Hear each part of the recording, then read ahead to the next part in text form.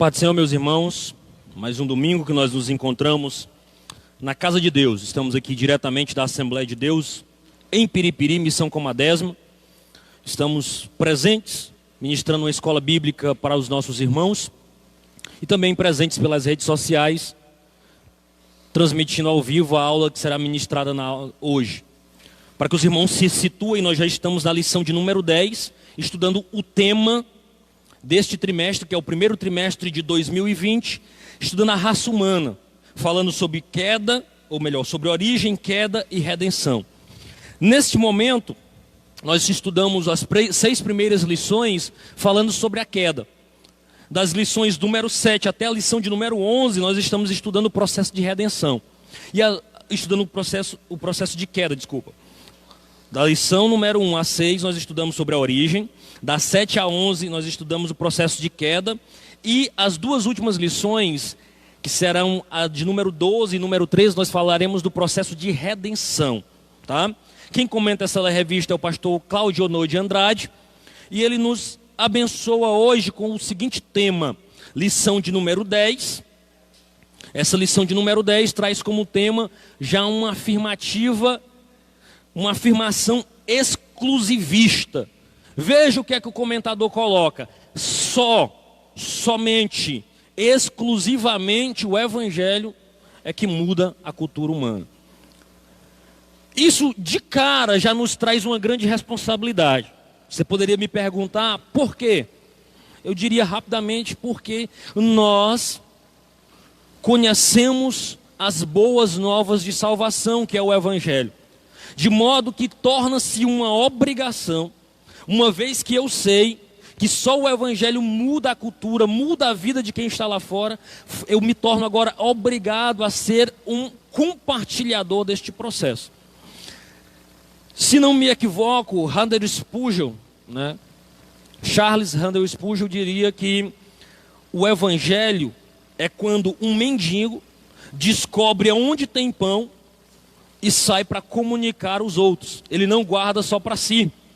Ele diz, alerta todo mundo acerca de um local onde tem pão, para que todos matem a sua fome, para que todos sejam saciados, para que todos recebam graça. Ou seja, o que é lindo no Evangelho do nosso Senhor Jesus Cristo é que nós não estamos competindo por uma vaga, como uma vaga de emprego ou como uma vaga num concurso público.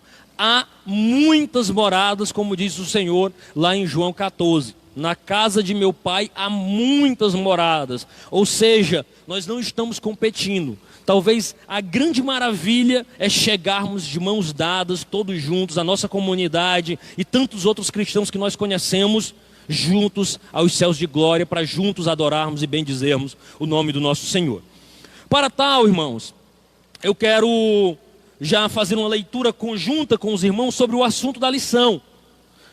Em uma só voz eu gostaria que nós disséssemos. Vamos juntos? O Evangelho muda a cultura humana. Vamos nesse mesmo tom para o textuário, que está lá em 1 Tessalonicenses 1:9. Eles mesmos anunciaram a entrada que tivemos para convosco, e como dos ídolos vos convertertes a Deus.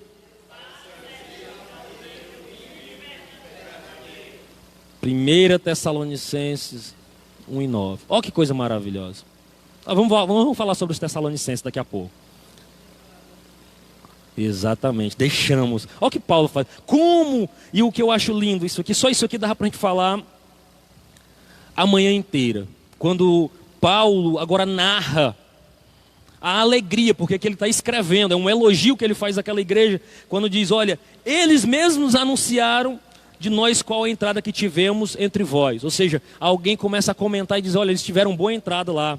E quando entrou, o que aconteceu? Levou-os a se converter dos ídolos a Deus, para servir o Deus verdadeiro. A verdade prática diz o seguinte, em consequência do pecado, não há culturas inocentes nem inofensivas, mas todas elas podem ser transformadas pelo Evangelho de Cristo. Para que ganharmos tempos, eu quero apenas que os irmãos acompanhem a leitura de 1 Tessalonicenses de do capítulo 1, do 1 ao 10, que diz o seguinte: Paulo e Silvano e Timóteo, a igreja dos Tessalonicenses, em Deus, o Pai e nosso Senhor Jesus Cristo, graça e paz tenhais de Deus, nosso Pai, e do nosso Senhor Jesus Cristo. Sempre damos graças a Deus por vós todos, fazendo menção de vós em nossas orações, lembrando-nos sem cessar da obra da vossa fé, do trabalho, do amor e da paciência, da esperança em nosso Senhor Jesus Cristo, diante do nosso Deus e Pai.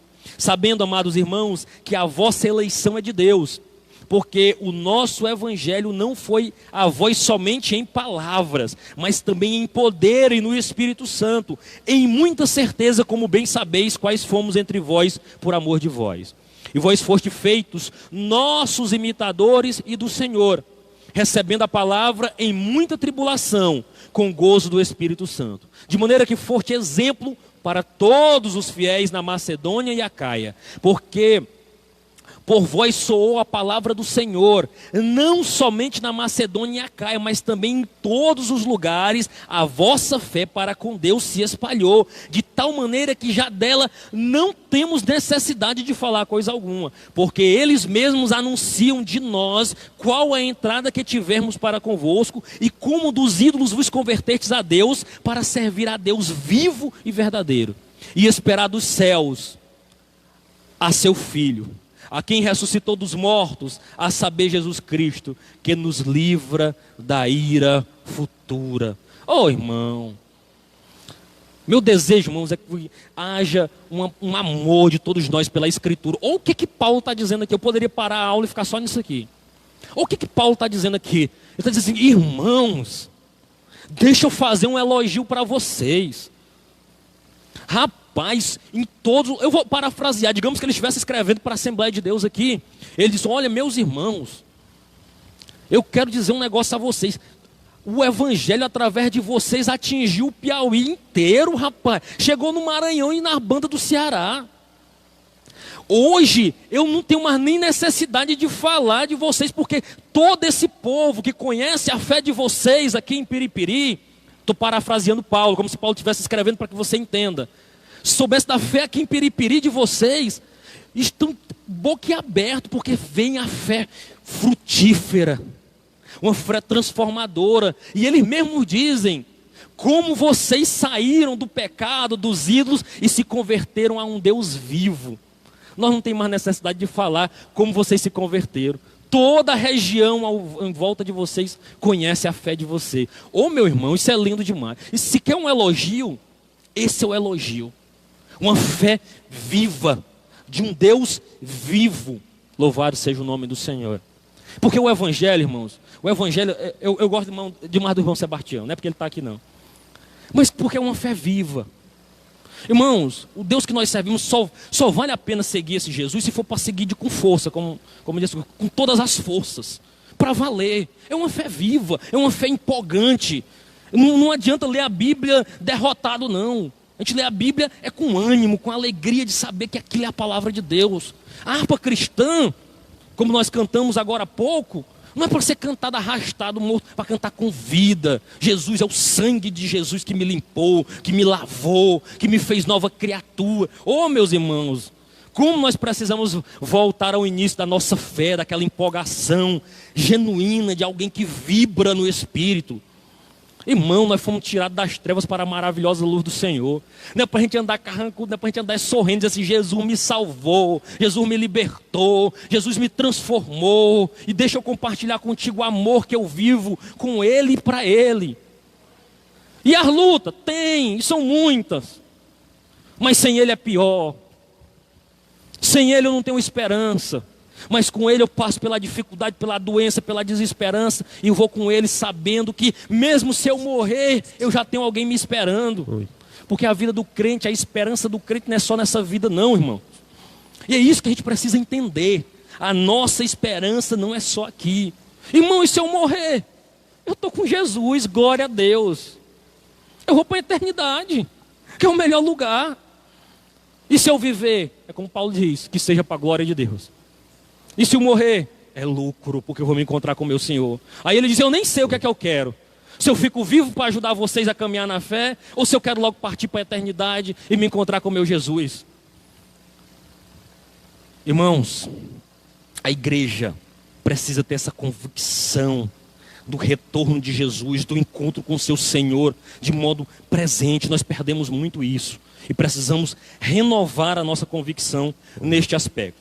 Eu quero já introduzir a nossa aula de hoje, mas falar acerca da cultura humana. Irmãos, é preciso que eu lhes diga o seguinte: o que é cultura? Às vezes as pessoas confundem cultura com ser culto. Ah não, esse rapaz tem muita cultura. E não tem nada a ver uma coisa com a outra.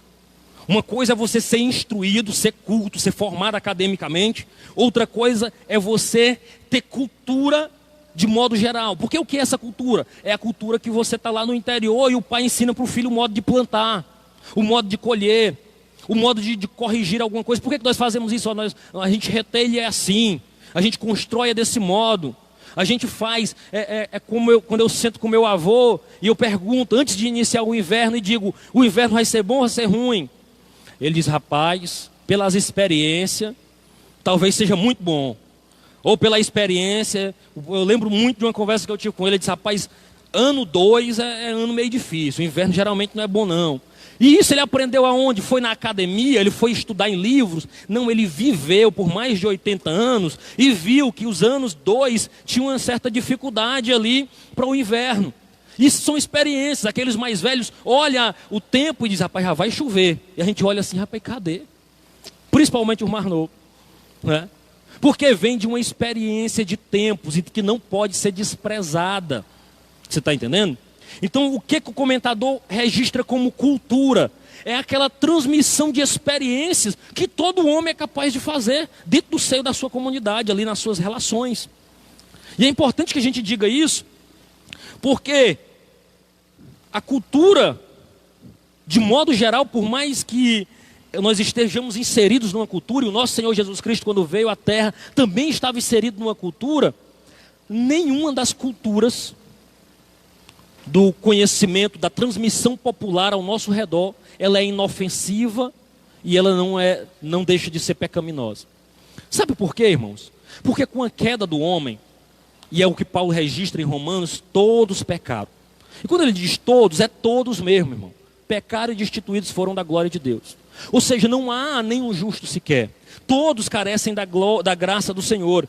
E o que nós temos visto aí é que nem é uma cultura neutra. Pelo contrário, a cultura, de algum modo, ela é abrigo para homicídios. E olha que tem momentos que a gente, de algum modo, aprova isso. A gente acha bom quando alguém diz, está na hora mesmo, esse infeliz. E quando a gente pensa dentro de uma perspectiva cristã, isso é péssimo, porque o cristão não pode desejar a morte do mais miserável ser. Irmão, mas dá vontade? Eu não estou dizendo que não dá, não. Eu estou dizendo que dentro da perspectiva cristã, isso é inaceitável. Você está entendendo? Ah, meu irmão, mas é porque você não sabe quantas vezes esse infeliz me prejudicou. Eu digo, eu sei. Você também prejudicou Jesus, e Jesus na cruz, ele diz assim, Pai, perdoa. Eles não sabem o que faz. Então, a cultura do cristão, do evangelho, é diferente. É um passo diferente. É uma vida diferente. E aqui, é preciso que a gente diga que a cultura abriga, né? Ela dá respaldo para o homicídio de algum modo, para o sexo depravado, de algum modo nos afeta através da própria rebelião contra Deus. Então todas as culturas estão inseridas nesse processo. Irmão, e aí, você só vai dizer que a cultura é ruim, que nós estamos todo mundo em maus lençóis? Não, eu quero lhe dizer que tem uma boa notícia. E qual é a boa notícia? A própria boa notícia, que é exatamente o Evangelho. E o que é o Evangelho? É as boas novas de salvação. Meu irmão, o que é o Evangelho então?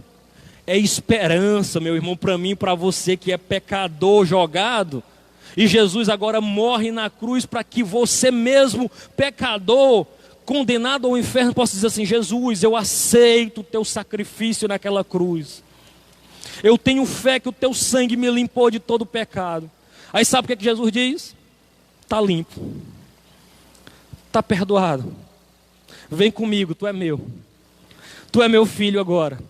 Anda agora de acordo com esse princípio, obedece os meus princípios, obedece a minha palavra, porque eu te salvo da condenação, porque o meu sangue paga a tua dívida. Oh, que coisa linda! Oh, que coisa para a gente glorificar e ter um coração vibrando de fé e de alegria. É isso, é a boa nova de salvação. O homem estava perdido, condenado, e agora tem esperança em Cristo Jesus. Louvado seja o nome de Jesus. Eu gosto de usar uma ilustração que eu achei muito bacana, de um pastor que eu escutei, Rodrigo alguma coisa, não me lembro certamente o nome dele, mas eu achei fantástico, porque o que acontece? Ele narra a história que aconteceu num estado americano, que um homem que estava condenado a uma prisão perpétua, tinha cometido uma série de assassinatos, e este homem, aparentemente, tinha se arrependido dos seus erros. Estava condenado à prisão perpétua, uma prática americana. Alguns estados americanos lidam com a pena de morte ou com a prisão perpétua. E esse homem, eu não me lembro bem detalhes, mas eu quero frisar em alguma parte aqui. Talvez eu esteja cometendo alguns equívocos só com relação à profundidade da pena. Mas o fato é que um determinado promotor fala com o governador daquele estado, e aquele governador, de algum modo tocado por esse novo modo de proceder do homem, escreve uma carta de perdão, como se ele fosse receber agora um perdão por tudo aquilo, toda aquela situação. E o promotor vai conversar com este homem com uma carta dentro do seu material. E chega lá e começa a conversa, e o homem diz: não, olha, eu não quero saber, eu não quero conversa, eu não estou nem aí para isso. Diz: não, olha, mas o governador pode te perdoar. Não, mas eu não quero. Aí você não entendeu, você não precisa morrer nessa prisão. O governador pode te perdoar. Ele só não dizia, que estava como se tivesse a carta aqui, ó. Diz: não, mas eu não quero. Você não entendeu, cara, ele pode te perdoar. Ele disse: mas eu não quero, eu não vou pedir para ninguém perdão por isso. E aí ele volta. Segue a vida dele. Ele vai lá e parece que é sentenciado a alguma coisa, ou seja, que a morte estava iminente a ele.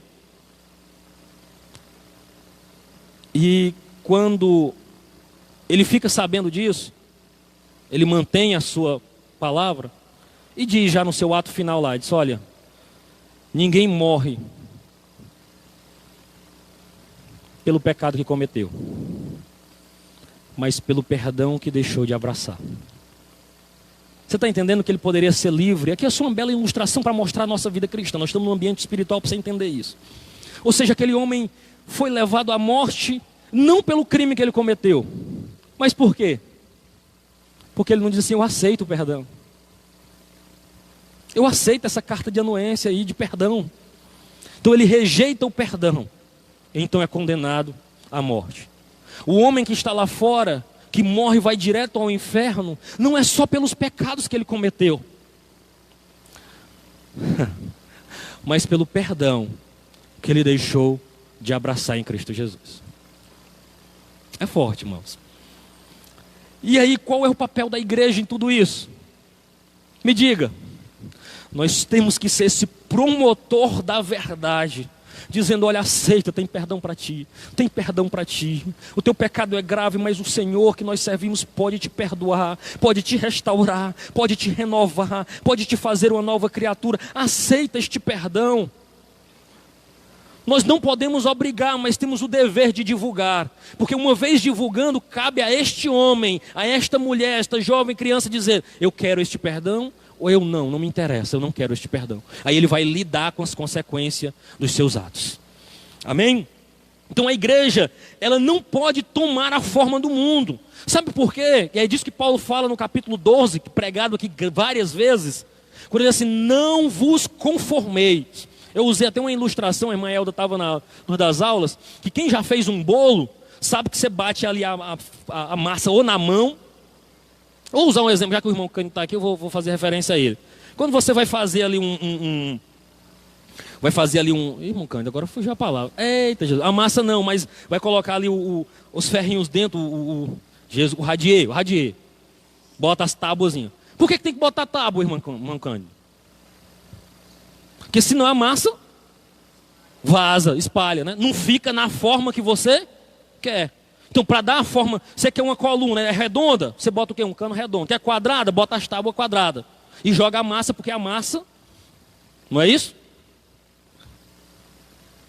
Nós somos esta massa, na mão do oleiro. E o que o escritor Paulo está dizendo assim, não tome a forma do mundo. O que ele está dizendo? Não se encaixe na forma do mundo. Você tem uma forma para você usar. E qual é, irmão? É a forma do bom oleiro, que ele vai apertando aqui, amassando, e vai fazendo um vaso como ele quer. Se você quiser ficar na forma do mundo, você vai pensar, agir, andar, falar como o mundo fala. E é disso que Paulo está dizendo. Não vos conformeis, não tome a forma do mundo, mas transforme pela renovação do seu entendimento. Por que você está na escola bíblica? Para ter seu entendimento renovado pela palavra de Deus. Porque o nosso pensamento pela cultura é atacado a todo momento, no rádio, na televisão, nas conversas, nas rodas, dizendo que Jesus não é Deus, que não precisa de tudo isso, não é bom viver desse jeito. Aí a gente vem para a igreja e ouve, tem santidade, tem vida reta, tem que andar direito, Jesus está voltando, Jesus breve vai te buscar, quer te encher do Espírito. Aí você diz, vixe, o mundo, eu esqueço o mundo, eu quero viver para Jesus. Aí você renova a sua mente e não anda como o mundo manda, mas anda como a palavra de Deus manda. É por isso que você tem que estar aqui recebendo graça e vigor espiritual desta comunidade de fé. Ou de uma comunidade de fé bíblica, que ame as escrituras mais do que qualquer coisa. É interessante que a gente entenda, eu fiz até uma analogia, olha irmãos, falando sobre se conformar. Imagine que você tem uma noiva ou um noivo.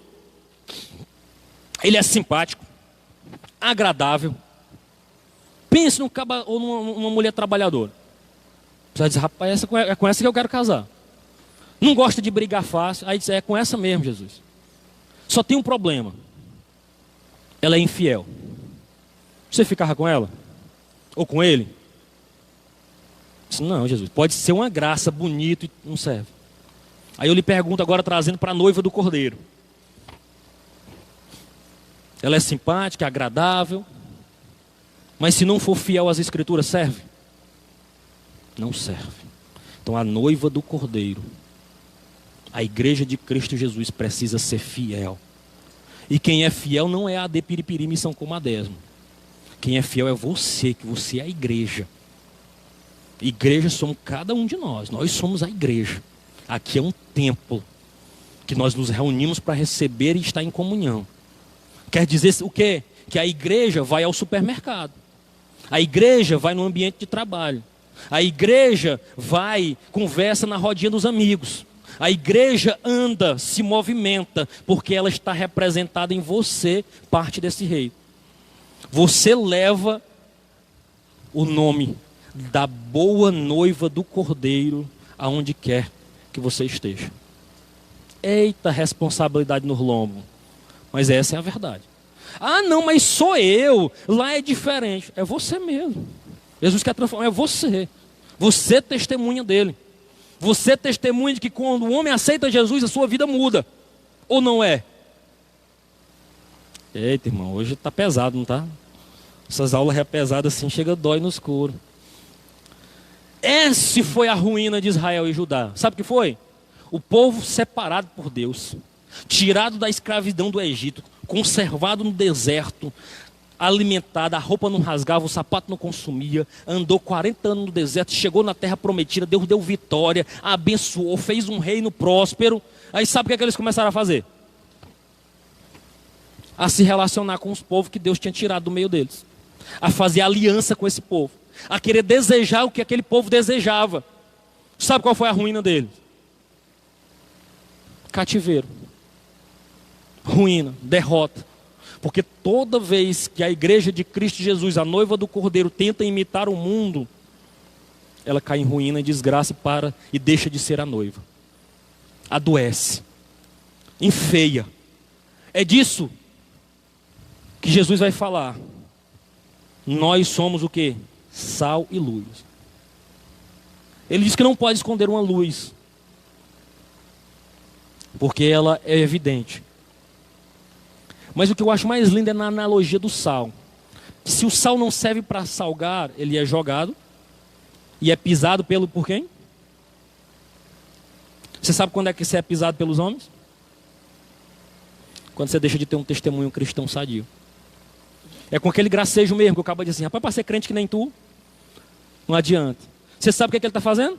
É ou não é, irmão Melvino? Ele está pisando. Você não reage porque falta vergonha. E não é para brigar com ele, é para se converter. Porque às vezes a gente quer reagir: rapaz, me respeita. Eu não sou assim não. Aí o cabo pisando: é nada, eu te conheço. Aí vai só pisando em cima de você. Porque o que você deveria fazer era sair dali, dobrar o joelho e chorar e dizer assim: meu Deus, que vergonha que eu sou. Os homens estão pisando no teu nome por causa de mim. Eu preciso me converter, não é me zangar não. Eu tenho que ter raiva de mim, não é de ti não. Porque se os homens estão pisando na minha cara, é porque eu não estou salgando esta terra corrompida. Eita Jesus. O que Paulo faz na igreja de Tessalônica é uma única coisa, meus irmãos: elogiar a fé de uma igreja que conseguiu pegar toda essa teoria que nós estamos vendo aqui e trazer para a sua vida cristã. Sabe por quê? Porque o que eu estou dizendo aqui para vocês, e para mim principalmente, porque eu não estou pregando só para vocês, eu estou pregando para mim. Sabe o que é que eu estou dizendo? Que se você não botar isso aqui em prática, não adianta de nada. É por isso que chama, sabe o que? Lição. E sabe o que é que você faz com a lição? Você bota em prática. Porque a maior dificuldade da igreja brasileira não é falta de pregação. Porque a igreja tem ouvido pregação do lado do vento, como diz um ditado popular. De tal modo que se você quiser pegar só a Assembleia de Deus, Missão como a 10ª aqui, nós temos mais de 300 vídeos de pregação genuína da palavra de Deus nas redes sociais. Temos ensinado dioturnamente. Mas se você não pegar esse conhecimento todo e trouxer para a sua vida, não adianta de nada. Se você não trouxer para a sua vida, palavras ao vento. Porque tão importante como ouvir a palavra de Deus é cumprir o que Tiago diz: não seja ouvinte esquecido. Não seja qual o homem que olha seu rosto no espelho, sabe como é que é, quando sai diz: como é que era mesmo meu rosto? Vixe, eu nem percebi se tinha uma marca aqui ou acolá. Nós precisamos ser ouvintes constantes, que pegam e põem em prática a verdade do Evangelho. Lembre-se disso em nome de Jesus. Eles, lá de Tessalônica, nós vamos voltar a eles, não eram apenas um bom testemunho, não tinham ou não se preocupavam apenas com um bom testemunho. Eles eram o bom testemunho. Eram um bom cheiro de Cristo, que toma conta de todos os lugares. Então nós já falamos sobre cultura, e eu quero rapidamente aqui pegar alguns irmãos. Irmão Zé Carvalho, por gentileza, pegue Eclesiastes 7:29. Irmão Urquiza, por favor, Mateus 7:11. E aí eu já peço para o irmão Sebastião abrir 2 Coríntios 5:17. E eu gostaria que o irmão Elano providenciasse um microfone para esses irmãos, para que a gente consiga fazer. Nós estamos falando sobre a cultura, eu já falei sobre isso, e o comentador começa falando sobre a cultura pagã, que está infectada pelo pecado. Porque Deus cria um homem direito, e é isso que Eclesiastes fala, o irmão José vai ler, Eclesiastes 7:29. Eclesiastes 7:29 diz assim: vede, isto tão somente achei, que Deus fez ao homem reto, mas ele buscou muitas invenções. Olha o que ele está dizendo. Que toda vez Deus preparou o homem o quê? Reto. E aí o que o homem faz? Se encurva, dá um jeito de se torcer, dá um jeito de dar um jeitinho aqui para desviar do caminho. Porque a coisa que a gente gosta de fazer é dar um jeitinho, né? Não, irmão, mas não é bem assim não. Aí a gente vai dar um jeitinho assim para ter ali naquilo que é a verdade do Evangelho. E o que Paulo estava dizendo era o seguinte, que a cultura dos gentios, ou melhor, o que o comentador estava dizendo, e o sábio Salomão reitera, é que você vai encontrar, sabe o que, no meio dos descrentes? Palavrões. Que infelizmente já não é uma coisa tão ausente na boca dos crentes. Infelizmente. Digo isso para vergonha nossa. Mas eu me lembro de uma época de você pensar 2 vezes quando você dizia palavrões que hoje estão muito presentes na cultura, que tem infiltrado na boca de nossos filhos. Aqueles que assistem especialmente YouTube vão estar contaminados com isso. E eu fiz uma rápida pesquisa sobre os adolescentes, filhos de vocês, para ser exato. E A maioria deles assiste algum canal do YouTube. Eu até peço aos pais que gentilmente deem uma olhada, porque o grande problema, às vezes, não é só o conteúdo em si, mas a forma como esses camaradas passam, que popularizam palavrões, palavras que talvez há 10, 15 anos atrás a gente ficava assustado em ouvir. Hoje ficou muito natural na boca desses camaradas e os nossos filhos acabam pegando, e a gente tem que ter cuidado com isso. Música, meus irmãos, olhe que eu nunca vi um negócio tão depravado. Se você, como eu, foi obrigado a escutar algumas músicas do carnaval, porque ninguém escapa, porque o pessoal parece que é surdo, escuta o som além do que lhes é permitido, o que você vai ver não é mais uma música como se tinha alguns anos atrás, como por exemplo, você vai ver ali Vinícius de Moraes com a garota de Ipanema dizendo, olha que coisa mais linda, que coisa mais... Ou seja, enaltecendo a figura feminina, que de modo que é algo cultural, não é cristão, mas dá para ouvir. Mas o que você vai ver agora é o pessoal falando das partes íntimas de uma mulher, não como um elogio, mas como um palavrão, mandando sentar, mandando subir, mandando esfregar, mandando fazer coisas do gênero. Ou seja, cada vez mais nós não estamos melhorando, nós estamos piorando, indo de mal a pior. E eu quero lhe dizer que as palavras de Cristo palavras às vezes até desesperadoras, porque não vai melhorar. A tendência é o quê? Piorar. Até nós sermos arrancados daqui. E se ainda há alguma coisa boa, de algum modo, a igreja que salga, porque assim como Elias disse, Senhor, de que adianta? Eu não sou melhor do que os meus pais, Senhor, está todo mundo pecando aí, não adianta. Aí o Senhor disse, não, Elias, deixa eu te falar um negócio, tem 7.000 aí, que não dobra o joelho não. Talvez você não esteja convivendo com eles, mas eu tenho as minhas reservas. E é assim. Às vezes a gente olha a igreja com um pouco de desesperança, porque tem muitas aí baldeadas, mas ainda assim tem crente fiel a Jesus, que ama a sua palavra, e que Deus tem conservado, e é por causa deles, assim como Deus conservou por um bocado de tempo Sodoma e Gomorra, em meio a todo aquele pecado, olhando para o justo Ló e a sua família, Deus tem conservado esta terra, olhando para esses crentes fiéis, que às vezes em vez de estar em confusões, ou em vez de estar desviando o evangelho, estão com o joelhinho dobrado, buscando a presença de Deus. É nesses que Deus tem segurado, dizendo, tenho os meus fiéis na terra. E é disso que ele tem falado, os olhos do Senhor buscam quem? Os fiéis. Eita Deus Rei bom, esse que nós servimos.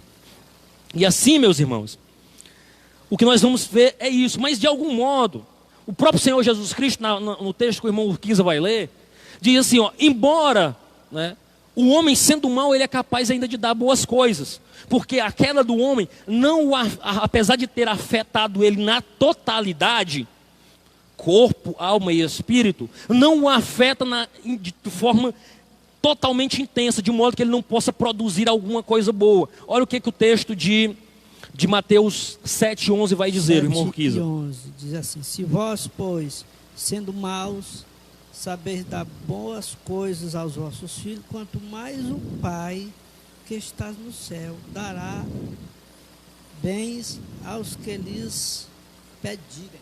Olha só, Jesus está fazendo uma comparação entre o Pai da terra e o Pai do céu. Ele diz, olha, vocês que são ruins, são maus, vocês são complicados, ainda assim, se um filho pedir, você não dá se ele pedir uma pedra, se ele pedir um pão, você não dá uma pedra, né? Você dá boas coisas aos vossos filhos. De algum modo, a cultura não está totalmente desprovida de alguma coisa boa. Tem coisas boas. São poucas, mas tem. Então, apesar dessa depravação, ainda existe algumas coisas boas ainda provenientes da cultura. Algumas artes bonitas, algumas produções interessantes. Mas na sua imensa maioria, são desvirtuadas, pecaminosas e distantes de Deus. A cultura dos crentes, então... É disso que o irmão Sebastião vai ler, porque a nossa base para a cultura cristã é uma só, irmãos, Bíblia, Bíblia e Bíblia.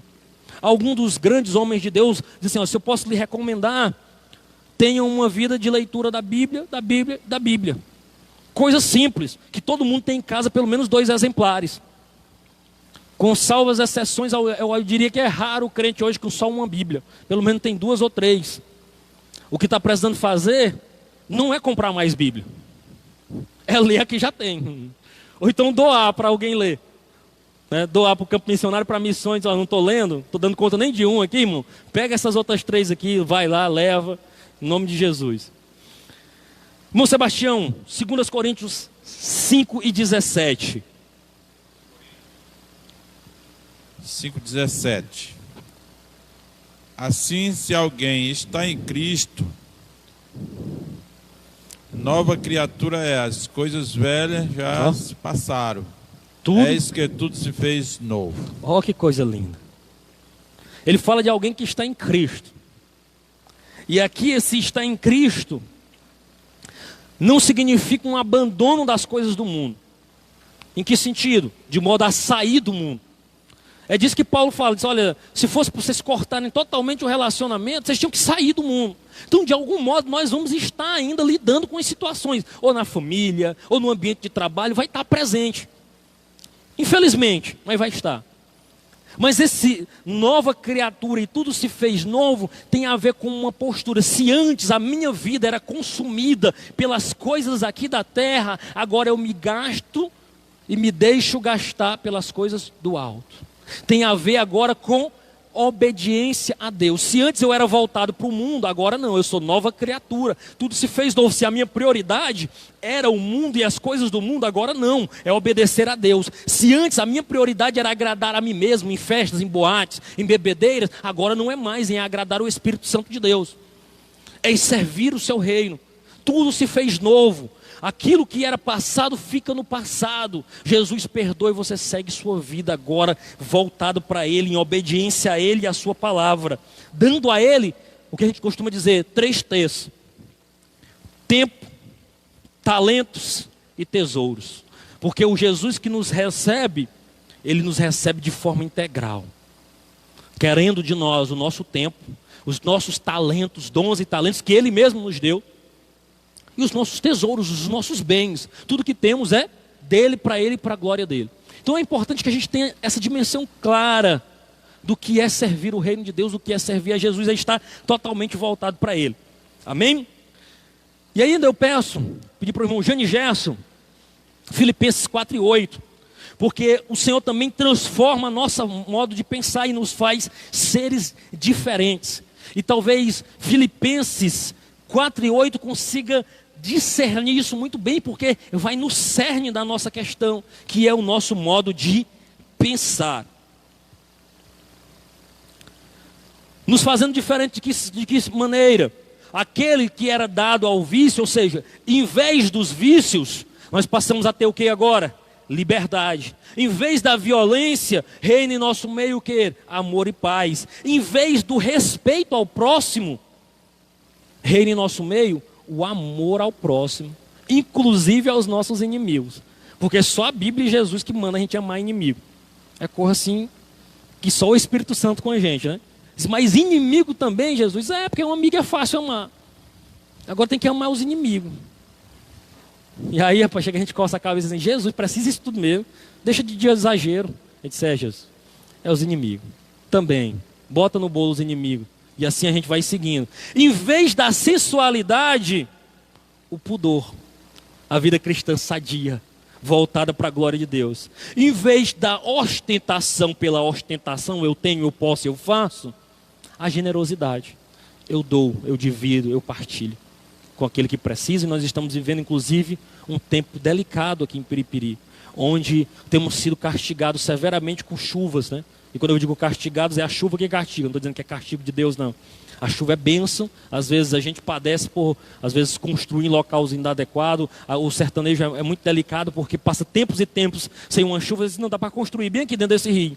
Não enche mesmo. Aí uma hora ou outra o inverno normaliza e o negócio desanda. Irmão Jane, por gentileza, Filipenses 4:8. Quanto aos mais irmãos, tudo que é verdadeiro, tudo que é honesto, tudo que é justo, tudo que é puro, tudo que é amável, tudo que é de boa fama, se há alguma virtude, se há algum louvor, nisto pensai. Ou seja, o que eu vou pensar, irmão? Mal do meu irmão? O apóstolo Paulo disse que não. Pensar besteira? Não. Pensar na vida alheia? Não. Paulo diz assim, ó, só se tiver boa fama, se for bom, se for honrado, se for sadio, se tiver algum louvor, isso, em outra versão diz assim, isso ocupe os vossos pensamentos. O que Paulo estava dizendo assim, ó, larga de se preocupar com besteira, se preocupa com coisas que acrescentem, que honrem, que sejam boas. Prefira pensar o melhor em vez do pior. Tenha a melhor expectativa acerca do seu irmão. Ache que talvez a atitude dele seja honrada. Não pense que é o pior. Não pense que foi de algum modo, não foi para me atingir. Se tivesse sido isso, mas eu vou pensar que não foi. Porque a orientação é que eu tenha os melhores pensamentos possíveis acerca de tudo. Que o meu pensamento deva ser ocupado por aquilo que tem louvor. Se não tem louvor, cai fora, sai da minha mente. E aí nós entendemos que nós estamos dominados, irmãos, e o meu tempo está se indo, pela uma cultura de iniquidade. A cultura original era produzir o reflexo de Deus. No entanto, o homem tem produzido uma cultura contrária a Deus. E parte dessa cultura está presente na cultura do homicídio, por exemplo, como diz o comentador. O que eu chamo aqui de pecado vírus, tendo em vista que nós estamos aí diante de um coronavírus, né, que tem assolado e tem sido grave, irmãos. Oremos para que a nossa nação, já tem vários casos aqui no Brasil. Se não me equivoco, até a última vez que eu olhei estava com 9 casos, inclusive um na Bahia confirmado. Então não é para assustar, mas é para a gente ter esses cuidados básicos. A igreja, inclusive, vai repor aí o seu estoque de álcool, gel, para que os irmãos cultivem esse hábito de estarem, né, usando, pegando, porque é uma das formas de prevenção. Inclusive, depois eu vou pedir a uma das nossas enfermeiras aqui para nos orientar, nos dar uma palestra acerca disso, porque é um caso que está vindo, né? Infelizmente tem afetado muita gente. Na China mesmo, muitas pessoas, na casa de milhares, já faleceram fruto deste problema. E aí, hoje, com a globalização, essas idas e vidas, todo mundo viajando, a situação se agrava bastante. E é bom que a gente esteja bem informado, sem alardes, mas bem informado acerca das coisas que estão acontecendo. Nada melhor do que a gente trazer uma orientação a partir do Ministério da Saúde, tá? Mas esse pecado vírus assolou o homem. Veja que o primeiro homicida, Caim, mata Abel, seu irmão, mas o seu descendente Lameque, se você pegar na versão NVI, Lameque, o que ele diz é um poema. Ele diz, Lameque matou uns jovens que zombavam dele. E a ordem aí está em forma de poemas, de versos. Caim mata, Lameque populariza e traz louvor a isso. E hoje, infelizmente, tem a cultura da vida, da morte pela morte. Irmãos, tem gente banalizando a morte. Uma discussão de trânsito, alguém ceifa a vida de um pai de família. Uma discussão de vizinhos, alguém mata. Ou seja, banalizou a vida. Banalizou a vida de tal modo que você vê aí alguém que está dividindo a vida com outro e de repente esse outro não quer mais. E aquele se acha dono ao ponto de matar. Se tu é minha... Tu não é meu, não vai ser de mais ninguém. E alguém mata, como a gente tem visto aí, uma série de feminicídios acontecendo. E o Piauí, infelizmente, está muito presente nisso. Meu Deus do céu, você olhar para uma situação dessa de alguém que tira a vida porque o outro não deseja mais viver.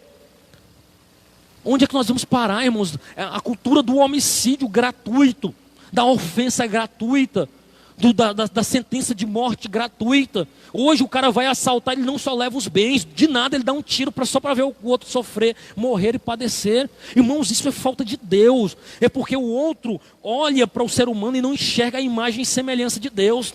Enxerga um animal, um bicho que pode sem valor algum. E não é isso que a Escritura diz. Aquele que está ali tem um valor especial, ele tem uma alma, custou sangue de Cristo Jesus. Você compreende isso? Então nós estamos inseridos nessa cultura infeliz que em bares, em trânsito tem levado à morte de muitas pessoas. Mas infelizmente nós também temos a cultura do erotismo. E veja que a Bíblia ela condena muitos pecados ligados à sexualidade, irmãos. Porque o homem tem aquilo que foi criado para louvor e glória de Deus, como o sexo. O homem perverteu. É disso que Paulo fala. Olha só, Paulo estava em Corinto, na igreja de Corinto. E eu tenho a impressão que ele abre a janela da casa que ele estava lá e olha para fora e começa a escrever a carta aos romanos. E ele começa logo o primeiro capítulo dizendo isso. Olha, o homem tem deixado o uso natural da mulher e tem se inflamado nas paixões. Ou seja, hoje infelizmente nós vivemos um culto à homossexualidade. E não é uma questão porque a minha opinião não importa. Sabe por que a minha opinião não importa? Porque eu sou crente e sirvo a Deus. E a minha opinião não interessa, interessa o que a Bíblia diz. Então qual é a tua opinião? Eu digo, eu não tenho opinião. Mas a fé que eu professo tem. Ela é contrária. Ela condena e ela considera ofensa a Deus. E a tua opinião eu não tenho. Porque quando eu aceitei a Jesus, eu digo, eu não vivo para mim mesmo. Eu negue-se o homem a si mesmo, tome cada dia a sua cruz e siga-me. Quando eu disse assim, Jesus, eu vou te seguir, eu disse não para mim. Então a minha opinião pouco importa. Importa a fé que eu abracei. E a fé que eu abracei não aceita, não concorda, não é de acordo e considera algo que fere a Deus. Ponto. Esta é a fé que eu creio e é a fé que você abraçou também. E aí você vai ver também hoje um culto ao adultério. A coisa mais comum é o louvor. Você vai para essas novelas infelizes aí, você vai ver que o cara louva aquele que trai mesmo. Sai mesmo, larga ele mesmo. Vai ficar com outro, ou seja, um culto, aquilo que fere o princípio. Irmãos, estejamos atentos. Nós somos pilares, a igreja é a coluna da verdade. Ela precisa se posicionar e ser firme nas suas convicções. O homem que abraçou a fé com sua esposa, dizendo assim, eu vou te amar até que a morte nos separe, é isso que ele precisa se comprometer. Que história é essa? O princípio cristão ainda está claro. É para sempre. É heterossexual, um homem e uma mulher, é monogâmico, não tem 2 mulheres, 3 mulheres, uma escondida, umas aventuras por onde quer que seja. Mas é fidelidade. E a sua fidelidade não está simplesmente porque você disse que seria fiel àquela mulher, mas que você disse que seria fiel àquela mulher ou àquele homem na presença de um sacerdote, na presença de Deus. Então o seu compromisso não é só com o seu cônjuge, é porque ele foi feito diante de Deus. Diante de Deus você diz, eu vou amar esta mulher até que a morte nos separe, na saúde, na doença, na alegria, na tristeza, na riqueza e na pobreza. São votos, irmãos. E o voto, você não vai poder perder o culto da família. Eu abro esse parênteses, porque nós vamos falar sobre o valor do voto. O voto não diz respeito ao presente. O voto é um compromisso de futuro. O voto não tem a ver com o que você está passando agora. Tem a ver com o que você disse diante do seu cônjuge, diante de Deus. Disse, eu vou te amar. E permanece. Sabe por quê? Porque foi assim que Cristo fez. Você não vai poder faltar o culto da família, que eu só vou completar isso lá. Mas Cristo na cruz, ele disse, eu morreria. Eu morrerei por vocês. Aí ele olha para nós, o alvo da sua misericórdia, e encontra nos traidores, nos encontra mentirosos, nos encontra falsos, confusentos. Aí ele poderia ter descido da cruz, sabe, é por isso aqui que eu vou morrer, eu vou descer e vou para casa. Ele abre os pais e diz assim, pai, perdoa. Eles não sabem o que fazem. Eu vou permanecer na nova aliança no meu sangue. E nesta nova aliança, eu vou limpá-los de todo o pecado. E se eles depositarem a fé em mim, eles serão limpos. Olha que coisa maravilhosa, ele nos dá o exemplo de permanecer. Você não vai poder faltar o culto da família, chama todo mundo. A cultura da arte perdeu o referencial de Deus. Alguns teóricos dizem que a arte enfeiou. Ficou mais, aquilo que era uma beleza de desenho, hoje os cabos falam uns rabiscos, dizem, olha que arte maravilhosa. O cabo diz, é mesmo? Porque o padrão de referência era Deus, hoje é o próprio homem. E quando sai de Deus, se você for, por exemplo, em Roma, tem algumas fotos, rapaz, a Capela Sistina, rapaz, é um negócio assim, fora do comum, sabe? O cara desenhou ali a cor mais bela. Rapaz, foi um homem que fez isso aqui. Que coisa linda. Hoje o que o povo chama de arte é um monte de porcaria retrocida. Você diz assim, é isso mesmo. Porque cada vez que o homem se afasta de Deus, ele perde o referencial daquilo que é belo, que é bom e do que é reto. Por isso, se nós só temos condições de parecermos com Deus próximo dele, distante dele, nós enfeiamos. O pecado enegrece a nossa alma e nos deixa distante dele. Perdemos a referência de um Deus santo. E aí eu quero lhe dizer o seguinte, infelizmente, essa cultura do erotismo tem adentrado muito as nossas igrejas. E eu não quero falar aqui sobre o tipo de roupa, mas eu quero falar sobre a qualidade dela. Eu não estou aqui para doutrinar e dizer, porque não é a minha função. Essa igreja tem pastor, e não sou eu. Eu estou aqui para dizer que, embora o seu alvo não deve ser qual tipo, se é esta ou é essa, mas a decência, se não revela parte do seu corpo. E aí às vezes isso cai muito sobre as mulheres, mas serve para todo mundo.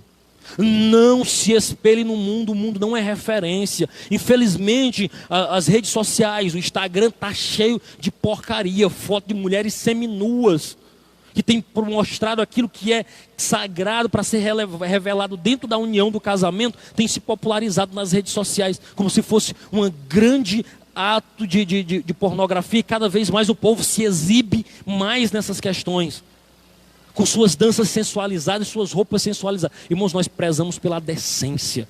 Aquilo que é para o seu marido, aquilo que é para a sua esposa deve ser reservado a ele. Nossos jovens devem ser ensinados neste quesito. Não precisam antecipar aquilo que é do esposo, que é da esposa, mas devem trajar-se, por mais que o mundo diga é retrógrado, é cor do passado. Não, santidade, decência é presente, para estar presente na vida do crente que quer se encontrar com Deus, porque o Senhor vai dizer: eu sou santo, então sede santo como eu sou. É disso que eu estava falando no início da aula. Nós só vamos ter uma renovação da eclesiologia da igreja quando nós tivermos uma renovação da nossa cristologia, ou seja, que eu entender que esse Deus que eu sirvo é santo, eu vou mudar minha postura dentro da igreja. Se eu entender que a pregação e o ensino da Escritura é a própria palavra de Deus, eu não vou ficar para lá e para cá. Eu vou esquentar e eu estou dizendo: a palavra de Deus está sendo pregada, a palavra de Deus está sendo ensinada. Não, o culto não é para me resolver problemas, é o seio da adoração a Deus. Quando eu adentro a este templo, que eu me ligo com os céus, aquilo que é natural passou para o sobrenatural. Aquilo que é terreno passa para ser eterno, porque agora o que eu estou prestando é um culto a Deus, é uma reverência a Deus, é uma entonação ao seu santo nome. Estou entoando louvores ao meu Deus. E se a nossa perspectiva do Deus que nós somos mudar, é disso que Deus fala a Moisés quando ele se revela naquela sarça: olha, tira as sandálias dos teus pés, o lugar onde tu está é terra santa. E por que era terra santa? Porque Deus estava. Por que ficou santo? Porque Deus estava presente.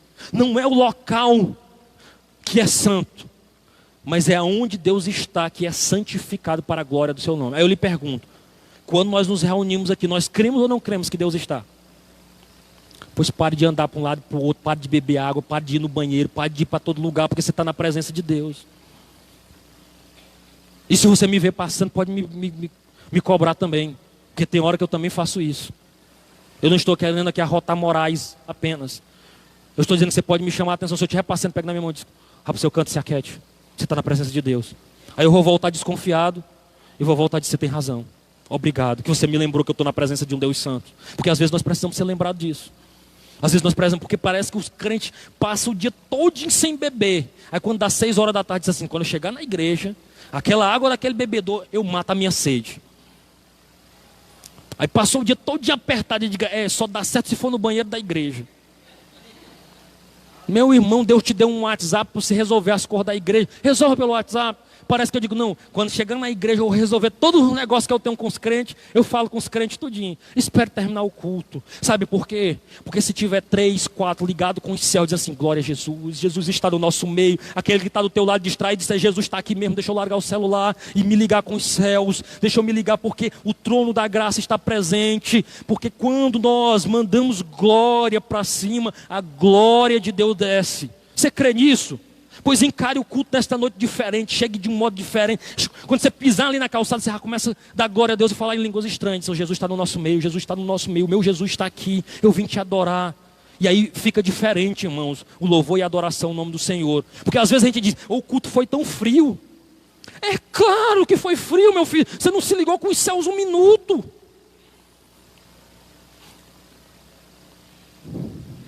É para mim também, irmão. Exatamente. Então assim: irmão, não fala comigo não, deixa eu me ligar com os céus. Irmãos, nós estamos orando por um grande despertamento. E eu quero crer que Jesus começou a despertar. Tá aí o pastor aí, ó, segunda a sexta, oração matinal. Não é mais campanha não, oração matinal, é para crente. Irmão, eu quero orar, venha. Irmão, vai lotar? Vai não. Mas vai ter aqui alguém com o joelho dobrado, orando pela tua vida. Diz assim: Senhor, tem misericórdia dessa família, não deixa o inimigo vencer na vida deles. Senhor, renova o teu povo, enche do teu espírito, distribui dons. Senhor, aquece o coração da tua igreja, para que a tua igreja seja renovada e cheia do teu espírito. Que a tua igreja seja coroada com almas, com vidas se rendendo a ti. Louvado seja o nome de Jesus, porque nós cremos num Deus vivo, irmãos. Então sejamos renovados nesse sentido. Eita Jesus, o negócio me aperreou. Infelizmente, irmãos, nós temos caminhado também com mais uma cultura. A cultura do consumo irrefreado. Consumo desenfreado. Irmãos, deixa eu lhe dizer uma coisa. A nossa vida é a nossa vida.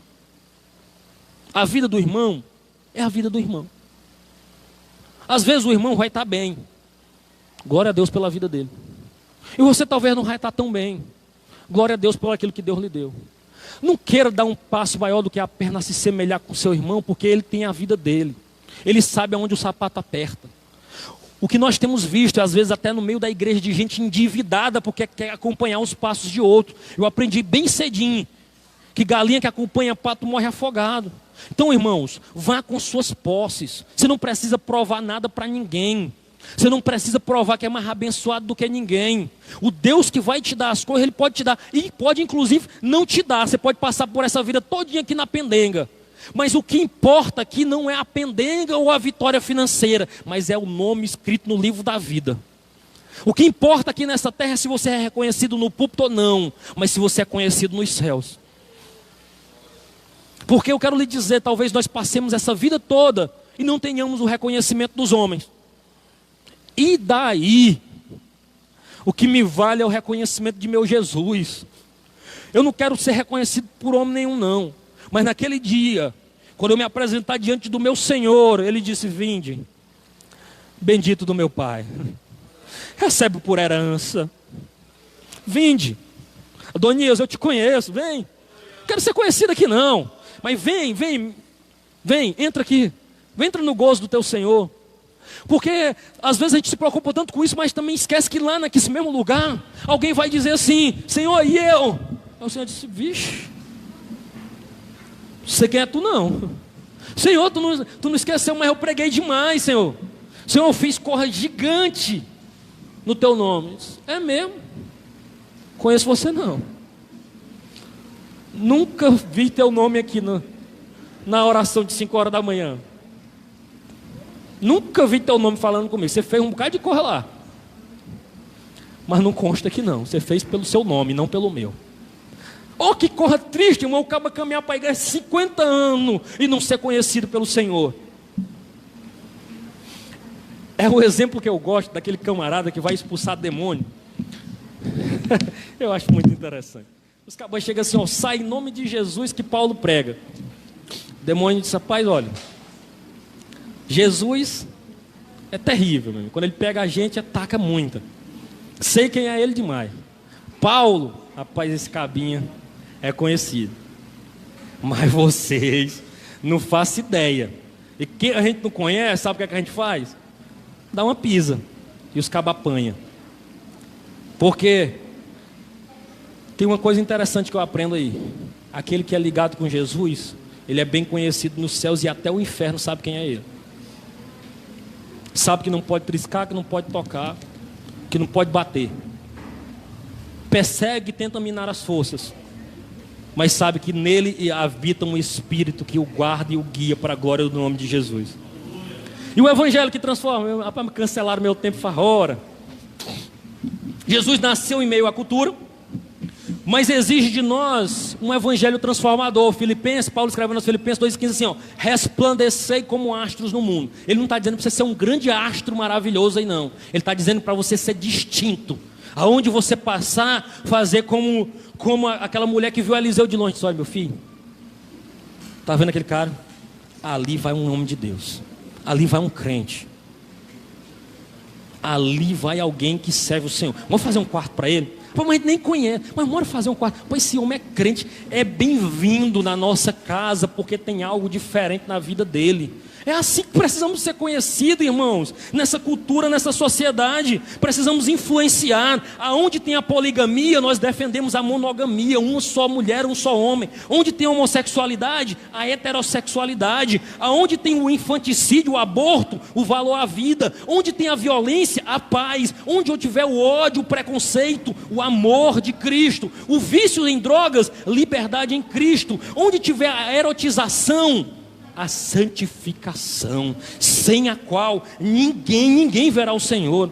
A transformação que a sociedade precisa não virá de um presidente cristão ou quem quer que seja, virá quando crentes, a igreja de Deus, começarem a influenciar os 4 cantos de Piripiri, do Piauí, do Brasil e do mundo. Crentes fiéis, levando a vontade de Deus. É disso que fala, e eu não posso deixar de falar isso, mesmo que o meu tempo já tenha vindo, porque nós já experimentamos uma conversão em massa.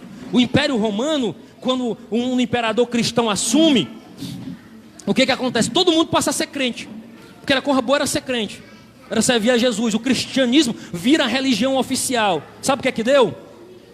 Nada, miséria e uma igreja falsa, uma igreja fraca.